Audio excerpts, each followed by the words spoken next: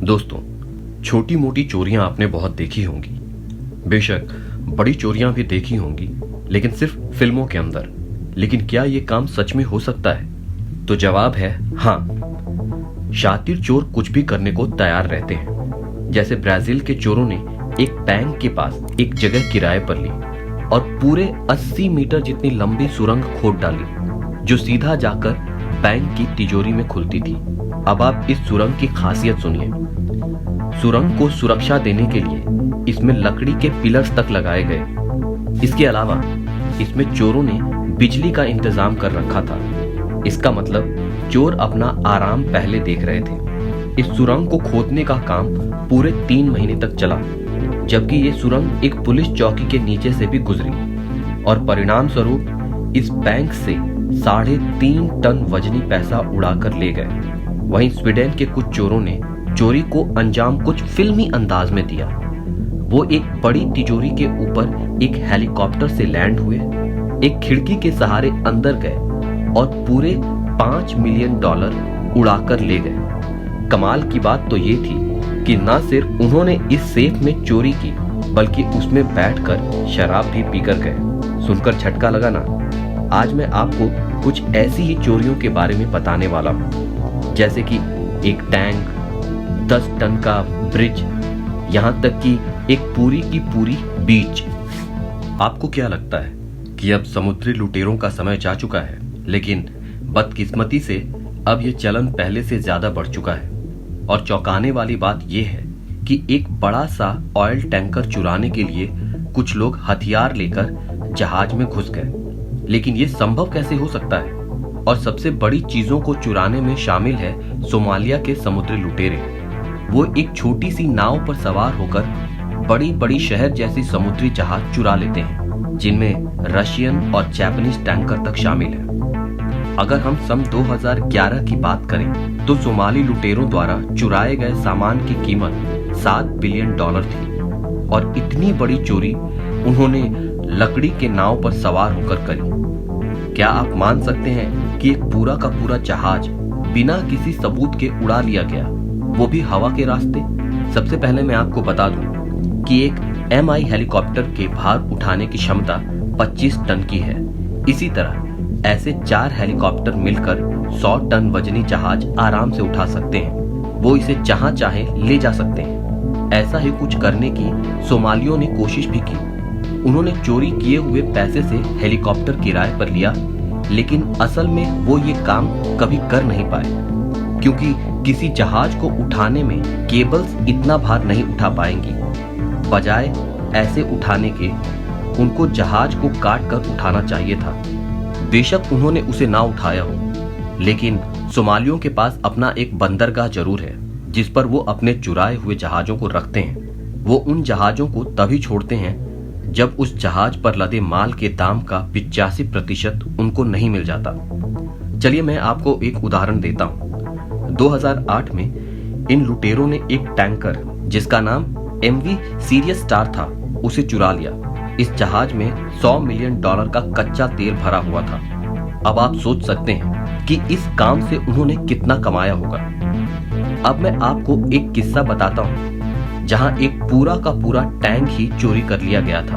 और चोरी भी किसी लड़ाई के लिए नहीं, बल्कि बस शहर में घूमने का शौक पूरा करने के लिए इस घटना को अंजाम दिया गया। ये कमाल की घटना पोलैंड में हुई। इस देश में आज भी सोवियत के कुछ टैंक मौजूद हैं, जो आज भी अच्छे काम करते हैं। और ऐसा ही एक टैंक था T-55, जिसे पहले एक ट्रेलर से बांधा गया और फिर उसे वहां से ले जाया गया।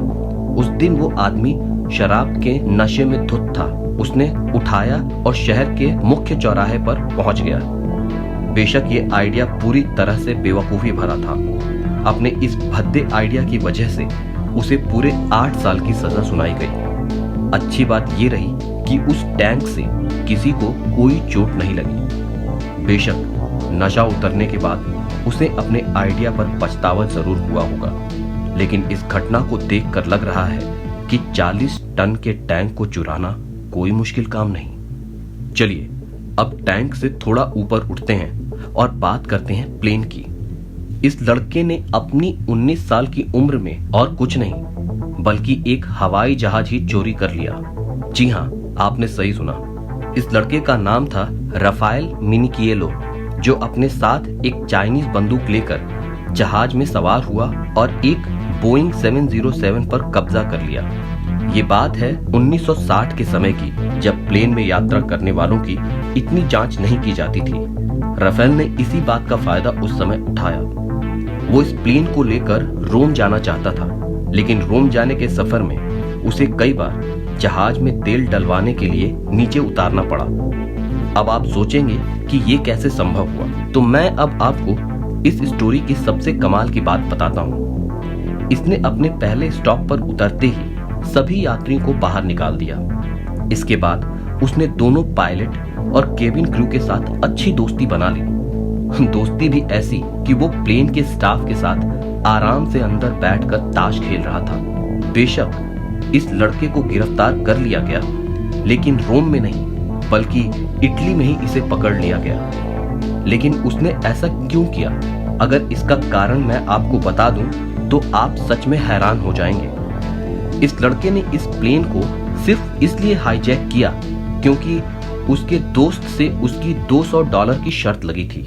जी हाँ, खैर ये बात तो बहुत पुरानी थी, जब जहाजों में इतनी सुरक्षा नहीं होती थी। लेकिन अब मैं आपको जो बताने जा रहा हूं वो घटना 2002 की है, जब दो लड़कों ने एक हवाई जहाज चुरा लिया और इन दोनों लड़की की उम्र भी 14 और 15 साल थी। ये दोनों बच्चे अनाथ थे और एक अनाथ आलय से भागकर पास ही बनी हवाई पट्टी पर आ गए। वहां एक छोटा प्लेन खड़ा था और उन्होंने उसे वहां से चुरा लिया। बच्चों ने न सिर्फ सही से टेक ऑफ किया बल्कि 15 मील उड़ान भी भरी और सही सलामत लैंड भी किया। बेशक उतरते ही उनको गिरफ्तार कर लिया गया, लेकिन इन बच्चों की बहादुरी सच में कमाल की थी। छोटी छोटी चीजें बहुत हुई।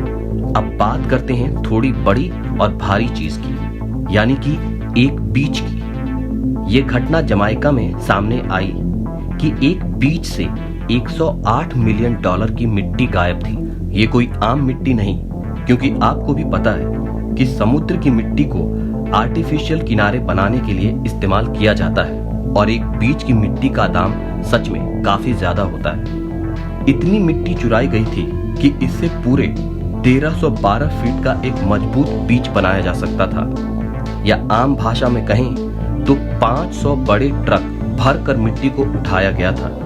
ऐसा कौन कर सकता था? और मजे की बात यह है कि अभी तक किसी को पता नहीं चल पाया कि ये काम किसका है, क्योंकि वहां पुलिस बड़ी बड़ी कंस्ट्रक्शन कंपनी से पूछताछ कर रही है।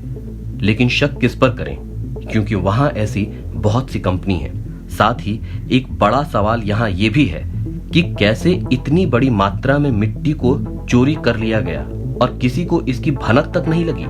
तो दोस्तों, आपको क्या लगता है इसके पीछे का क्या कारण हो सकता है? दोस्तों, आपको इनमें से सबसे कमाल की घटना कौन सी लगी?